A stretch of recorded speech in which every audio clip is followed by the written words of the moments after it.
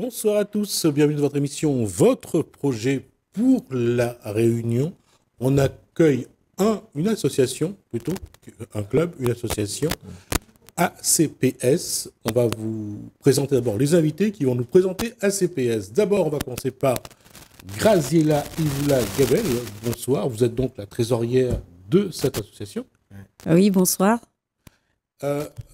Marine Papou, vous êtes le président. Oui, président, bonsoir, président de l'association. D'accord. Teddy Alamel. Teddy Alamel, psychologue et bénévole du camp. D'accord. Et Pascal Papou, que du je camp. pense que ça ne sert à rien de le présenter. Un petit peu. Il est aussi bien connu que le loup blanc. Ah bon. Alors, on va essayer d'abord de connaître c'est quoi l'association. Le président a la parole. L'association Camp Papou, de base, c'est un club de boxe. Là, ouvert depuis 1996. Papa avait l'association et a toujours fait du social. Nous fait l'initiation par le sport et à côté, nous avons essayé d'ouvrir une cuisine solidaire. Nous fait de la médiation sur le quartier de Fayard. Nous fait de l'agriculture et voilà un peu le total, la boxe et les événementiels, le talking et tout. Donc, voilà. Qu'est-ce que fait une jeune femme dans ce genre de...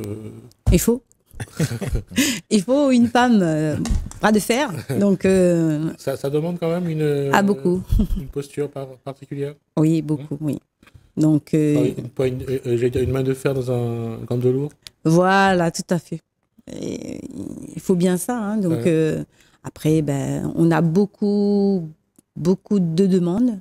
Donc, des jeunes qui sont perdus pour cherchent du boulot. En fait, le camp Papou, on va dire, c'est plus familial. Donc, voilà. Pascal, le camp Papou, c'était un rêve, c'était un objectif, c'était quelque chose qu'il fallait faire absolument. Depuis jeune, en plus, j'ai jamais fait de social depuis jeune. J'ai un peu de mon grand-père, mon papa, je pense. Et comment dire ça? On a tellement foncé parce que moi, l'ai fait dans le professionnel par rapport à ma trop vie sociale de le passé. Parce que j'avais une entreprise de bâtiment aussi. Mais avant l'entreprise de bâtiment, j'avais l'association. J'ai dit, bon, on ne peut pas demander aux politiques d'aide. J'ai lancé dans le bâtiment, mais trop fait du social, on la plante à moins, tellement mais c'est trop basé sur le social. Et là, il me dit, bon, mes fils là prennent un relève, le but c'est il faut foncer, ils sont comme moi, ils aiment le social aussi, ils aiment la boxe. Il y a Teddy qui est toujours là, Graziella, tout le monde en fait, et il donne à moi l'envie encore de foncer. En plus, mais trop aujourd'hui, la délinquance est pire, le chômage, les catastrophiques, donc la drogue, nous les anti-drogue, donc on a plein de choses. Et en tout cas, aujourd'hui, pour Pascal Papou, il y a une réalité, c'est que le créole doit tendre la main au créole. Ah, il faut parce qu'on est un peu perdu. Et oh là là, le débat sera long là-dessus. Là. On a toute la vie, tout ce qui nous reste de vie pour en parler. Donc, il n'y a pas de souci. Tout le monde va se pointer ici. Non, il faut que nous soyons solidaires, encore plus aujourd'hui. Il faut. Nous demande ça justement. C'est pour ça, justement, Graziella, il donne un coup de main, justement, Teddy, pour pouvoir trouver une solidarité à travers ma cuisine solidaire, à travers ça. Nous fait donner un peu l'exemple de ne pas être égoïste aujourd'hui, parce qu'on n'a pas plongé, quoi, la Réunion pour plonger. Et voilà, tous les politiques aussi, j'ai pas de troll comme il faut. Et les gens les perdus, quoi. Nous, les gens, ils parlent toujours pour repas, pour logement, pour l'harcèlement. Nena, il veut sortir de la drogue. Et il fait qu'on donne un boulot des gens. Il y a plein de jeunes matières de la drogue. Il y a plein de jeunes qui font des contrats pour pas y rentrer en prison. On a des jeunes m'a tiré de prison. On a fait tout ça. Et nous avons envie de mettre un peu en valeur parce que nous mettre pas assez en valeur. Mais il fait, voilà. Et grâce à. Teddy Alamel, quand on est psychologue et qu'on rentre dans un cadre social aussi épais, on commence par quoi? On commence par quoi? Il y a toujours un début, il y a toujours quelque chose. Il faut commencer par quelque chose. On commence toujours par quelque chose. On commence d'abord par sa propre famille, par l'être qu'on est, comment on construit, comment on se construit, comment on arrive au monde, comment on arrive dans sa sphère familiale, sociale et puis plus tard dans la société. Moi, j'ai eu de la chance, à l'âge de 16 ans, j'ai rencontré... La vie est toujours une question de rencontre. Moi, j'aurais toujours un hommage à faire à mes parents, à la famille, mais surtout à ces enseignants réunionnais qui ont su me donner l'envie d'apprendre, de découvrir des choses. Monsieur Childéric, Madame Abella, à l'école primaire, l'école Cambuston, collège de Cambuston, le lycée de Saint-Benoît. Ces gens qui, à un moment, se sont posés sur ma route et la vie est une question de rencontre. Et ces personnes-là m'ont nourri de quelque chose. Nourri du monde, nourri de valeurs, nourri de plein de belles choses. Et à 17 ans, ben, quand on rentre dans l'éducation populaire avec les Francas, Francs et Franches camarades, on est imprégné de ça, l'éducation populaire. C'est-à-dire comment transmettre des choses à travers des populations, quelle que soit la population. Que tu sois blanc, noir, riche, pauvre. Comment tu transmets quelque chose pour faire social. Et puis là-dessus, ben, arrivent les études, arrive le départ en métropole, et puis ben, à un moment, on se pose de grandes questions existentielles. Qu'est-ce que je vais faire de ma vie? Comment je peux aider ce petit territoire de 2512 km² sur lequel il y a une population qui vit une histoire, qui vit une trajectoire de vie? Et comment faire en sorte que ces générations d'avant nous qui nous ont laissé des choses, comment nous, on peut aussi les transmettre sans forcément transmettre les choses plus difficiles? Colonisation, l'esclavage, tous ces événements difficiles qui ont formé l'identité réunionnaise. Et c'est comment on arrive à transmettre ça de manière positive à cette génération qui arrive. Pascal l'a très bien dit, illustré de manière très rapide. Problème de chômage, combien de jeunes quittent le système scolaire sans qualification, la délinquance, les familles qui sont soumises à une telle pression économique. Moi, je reçois des parents qui me disent, monsieur, comment on veut m'y occuper mon marmaille quand le matin, comme il lève, ma tante pose à moi la question que c'est à manger le soir. Avant, il y avait une solidarité familiale. Chacun te donne un petit monnaie, chacun te donne un petit... Ça avait un Jacques, un machin. Mais il n'a plus ça. Aujourd'hui, tout le monde est parqué dans des immeubles où chacun pour soi, chacun essaye de s'en sortir. Donc aujourd'hui, on n'est plus dans une vie normale. On est dans une forme de survie. Et quand on est dans la forme de survie, ben, c'est simple. Hein? La personne la plus adaptée continue, les autres... Et nous, on ne veut pas laisser les autres derrière. Nous, on veut ramener tout le monde avec. C'est un peu le cas. La question, en fait, dans la démarche de la ACPS, Association Camp Papou Solidarité. La question, c'est comment répondre aujourd'hui à la demande et à la détresse d'une population qui continue à être en déliquescence. Alors, qu'est-ce que l'association projette pour demain ou pour après-demain? En fait, comme dire, nous qui n'est pas à la mer, comme nous sur les réseaux sociaux, on a quand même pas mal de monde qui suit nous. On a eu des problèmes dans le passé, tellement de monde là suit justement. Et c'est l'influence. Moi-même, petit boxeur, m'a boxé un peu dans le passé, et là, vraiment les portes. Et m'a roulé les portes de plein de gens. M'a roulé des entreprises. Il y a des gars qui travaillent avec moi, créoles, maoris, toute la route des entreprises. En fait, l'influence. Il faut que nous servions de ça, avec les réseaux sociaux, avec là, aujourd'hui. Donne les gens, pour pas être égoïste. Comme Léa Churros, un jour, l'a dit devant le maire Bédier l'année dernière au Camp Papou. À là, il y a pour nous à pas être égoïste. Ah ben, écoute, Pierre, c'est un à pas être égoïste. Le mot que même Léa Churros a dit ça que le maire l'année dernière, il est important pour moi d'influencer tout le monde à aider les autres. On ne dit pas donner notre bénéfice. Dans les entreprises, ils paient des impôts, ils ne donnent pas. Tu connais que nous fait ça. Tu as une amie que me connaît. Il ne veut pas aider, il ne veut pas. Il veut pousser les autres à m'influencer les autres. On a des amis, on a des gens là donnent des repas aux gens. Ah, mais dans le journal, tout ça, il n'est pas là où Papou, vous l'avez vu? Ouais, donc, mécontent parce qu'il y a un reflet. Parce qu'il n'est pas barre là, mais tout le monde y fait aujourd'hui. Juste cette malapeur, c'est qu'il y en a beaucoup, ils viennent arriver sur la route, et pour gagner travail à la mairie, pour gagner tout ça. Les autres, ils coupent des gars comme nous qui font ça depuis 30 ans. Ça, c'est un petit peu à l'image des Gilets jaunes, finalement. Voilà. Ce qui aurait dû être un combat de solidarité a été récupéré. Ouais, récupéré. Et voilà, des familles font des remarques, il y en a beaucoup, ils viennent commencer depuis Gilets jaunes à faire du social, et ils n'étaient pas là, ils n'existent pas pendant 20 ans. Et quand des gars comme nous mettent des projets, des fois des jeunes viennent arriver, pour avoir un boulot, ils cassent des valeurs, ça nous fait, c'est de père en fils. Moi-même, je vais le papou parce que mon grand-père est habitant. Ils sont prêts à trahir pour... Voilà. Et ça, des fois, ils soulèvent un peu. Donc, moi, la peur, les nouveaux qui disent, moi, il fait du social, la plupart gagnent un boulot et ou va pied sur la route, quoi. Hein. Et à nous, on a toujours office du travail. Même pour mon fils, on ne cherche pas de boulot, ni en mairie, même s'il ne m'a pas rien. Nous reste net, même si les gens ils critiquent, on a du bon, on a du mauvais. Mais nous reste net de tout ça. Graziella, comment la femme apporte son savoir, son savoir-faire, justement? Très bonne question.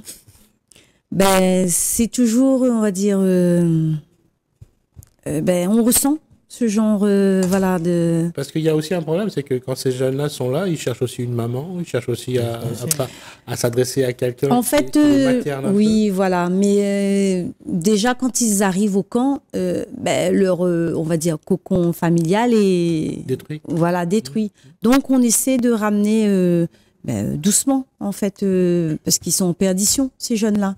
Donc, un petit travail, des cours de boxe, après de l'entraide, parce que faut pas oublier que Camp Papou, avant tout, voilà, donc c'est la solidarité.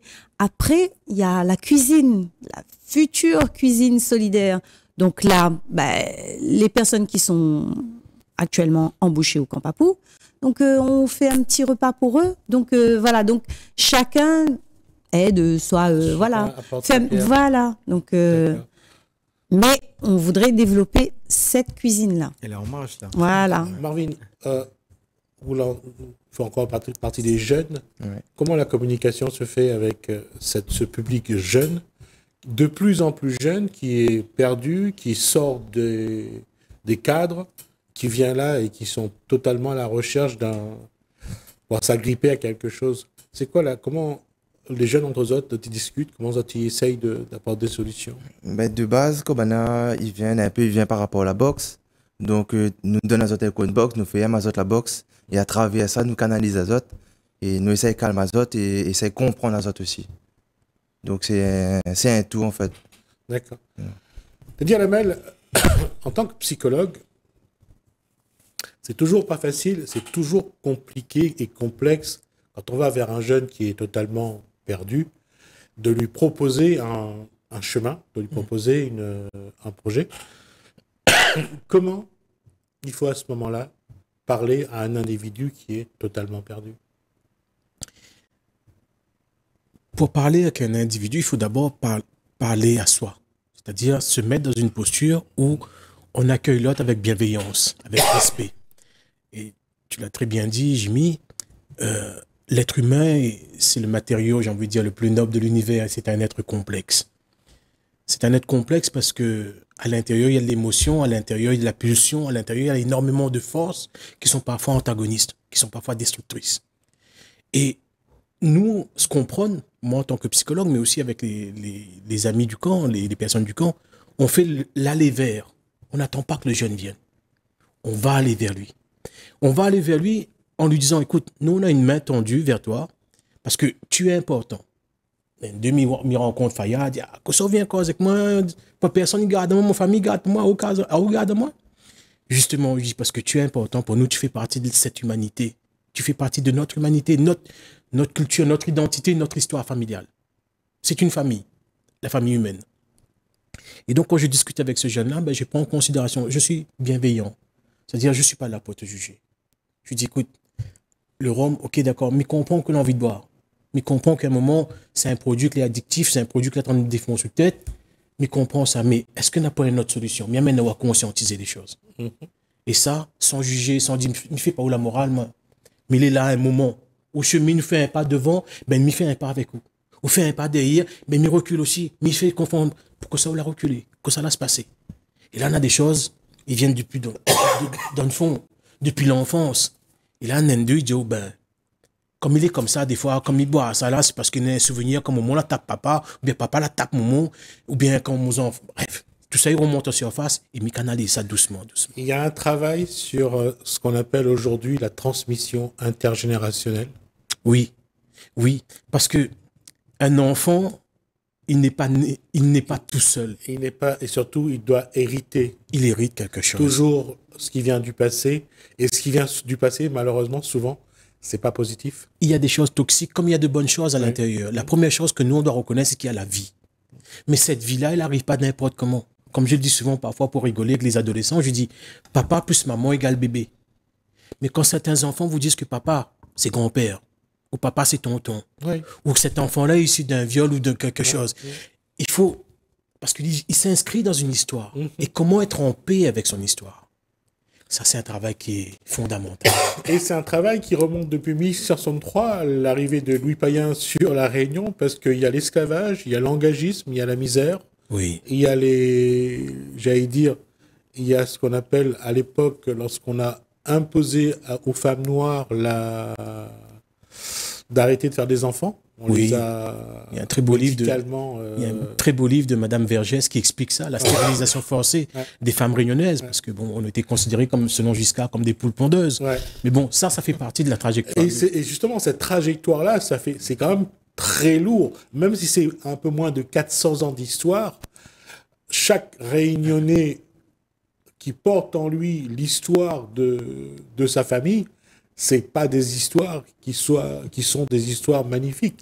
C'est souvent des histoires tristes, avec beaucoup de malheur, de souffrance, de douleur. Et aujourd'hui, quand on voit la population réunionnaise, dans quel état une partie, surtout la partie noire, africaine, et cette partie-là, qui est la plus pauvre, souvent, on avait eu à un moment donné un sondage qui disait que 75% des gens qui étaient à la prison du port étaient issus de cette communauté-là. De ce groupe ethnique, comme on dit en sociologie. Il y a quand même beaucoup de choses à travailler. Il y a ce qu'on appelle l'héritage du passé. Cet héritage-là, il faut la transformer. C'est ce qu'il faut transformer le mythe familial, comme le mythe social. Moi, je pars du principe que on a tous à l'intérieur de nous cette capacité de résilience, cette capacité à faire face à l'adversité, aux difficultés. Même si parfois dans notre ADN, justement, la question c'est comment transformer. Comment transformer un échec en réussite? Comment transformer une douleur en quelque chose qui va nous permettre d'avancer?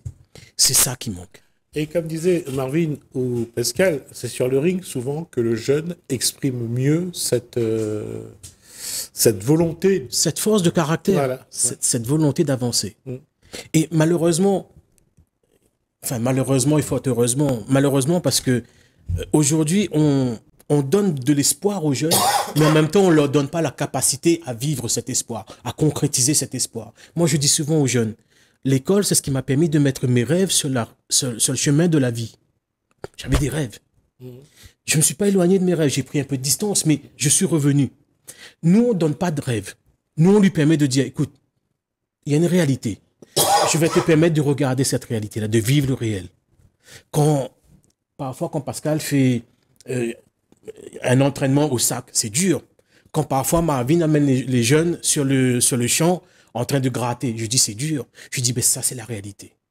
Ça c'est la réalité. C'est aussi un lien qu'ils ont avec eux-mêmes et le passé, parce que leurs parents généralement ont connu aussi le travail de la terre. Habitation, oui, tout ça, les fruits et légumes. J'ai envie de dire, des fois, mes causes avec des sociologues de métropole, ils disent, oui, vous savez, vos ancêtres, les esclaves, ceux qui étaient en esclaves. Je dis non. Certes, ils étaient captifs. C'est différent. Certes, ils étaient face à un système esclavagiste extrêmement fort qui transformait l'homme en meuble. Le code noir. Le code noir de Colbert. Mais il n'en demeure pas moins, c'est qu'à l'intérieur d'eux-mêmes, ils étaient libres. Il y avait la vie. Il y avait cette capacité de résilience. Et moi, aujourd'hui, je dis, je rends toujours hommage à mes illustres ancêtres. Parce que pour tenir dans la cale, avec les fers, rongés par les roues, par les chats, par les rats, avec subir, aujourd'hui on parle de métissage, mais avant c'était de viol. Oui, bien sûr. C'est ce qu'on appelle le métissage forcé. Voilà, le fouet, la labeur. Et malgré ça, aujourd'hui il y a des gens comme toi, comme moi, de la communauté, forts d'une négritude, forts d'une force qui nous permet d'avancer. Il y a un système qu'il faut arriver. Celui qui ne connaît pas son histoire est condamné à la revivre. C'est en cela qu'on dit aux enfants, aux adolescents qu'on reçoit. Je dis, ok, d'accord, papa tape pas haut, maman tape pas haut, mais tombe pas dans la drogue. Ne transforme pas cette réalité-là en autre chose. Parce que la réalité, c'est un grand enseignant, un grand professeur. Et si tu regardes la réalité, tu vas apprendre des choses. Mais apprends aussi de toi. Connais tes faiblesses, connais tes limites. Et c'est comme ça qu'on avance au fur et à mesure. Et quand on est sur un ring, quand on est face à face, quand on est dans le camp en train de manger, eh bien, il y a la convivialité. Tu as posé une autre question tout à l'heure, pourquoi les femmes? Oui, il y a des femmes qui sont battues, il y a des femmes qui sont violentées. Et bien, quand elles arrivent au camp, quand elles rencontrent Graziella, ben, il y a un repère. Quand elles rencontrent Pascal, quand elles me rencontrent, elles arrivent à parler avec bienveillance, elles arrivent à déposer leurs mots, ces souffrances, ces douleurs, ces perturbations qui les entravent au quotidien. Et c'est comme ça qu'on les accompagne tranquillement. On les enveloppe dans un petit cocon et puis on avance ensemble. Oui, aussi. Il nous reste 1 minute. Ôtez, la passe vite. C'est pour ça que je le dis. Non, de toute façon, comme je le dis, c'est un premier, Une première rencontre, belle rencontre. On va, tout à l'heure, comme on a dit, il n'y a pas de hasard, mais il n'y a que des rencontres. On va voir un petit peu comment, avec le temps, on peut utiliser cet espace-là pour parler des choses que vous vivez, des personnes que vous rencontrez, et ça nous permettra d'avoir un suivi et de voir une évolution. Ça sera, pour nous, je pense, l'occasion d'essayer de voir comment, à Campapou, vous mettez en place des stratégies, vous mettez en place des feuilles de route pour accompagner ceux qui en ont besoin, comment vous travaillez dans le social, et ça va nous permettre vraiment de montrer. Et je pense que c'est bien aujourd'hui de montrer comment, à La Réunion, il y a des individus qui se donnent pour les autres. Parce que, malheureusement, on montre toujours ceux qui ne font pas grand-chose, et on ne montre pas ceux qui sont vraiment... Et souvent critiqués en plus. Voilà. On va faire ça. Avec plaisir. Ça va nous permettre vraiment de voir comment des associations comme ACPS apportent leur pierre à la reconstruction de La Réunion. L'émission s'appelle Votre projet pour La Réunion. Donc, ça sera l'occasion de montrer votre projet pour La Réunion. Avec plaisir. Merci à vous d'être venu jusqu'à nous. Merci Graziella. Merci. Ivoula Gabel. Merci à Marvin Papou. Merci à Teddy Alamel. Merci à Pascal Papou pour cette première rencontre. On en aura d'autres et on va montrer le travail que vous faites pour accompagner des Réunionnais qui sont perdus. Merci à vous. Merci à vous de nous avoir suivis. Merci Alain, merci François. Je vous dis à bientôt.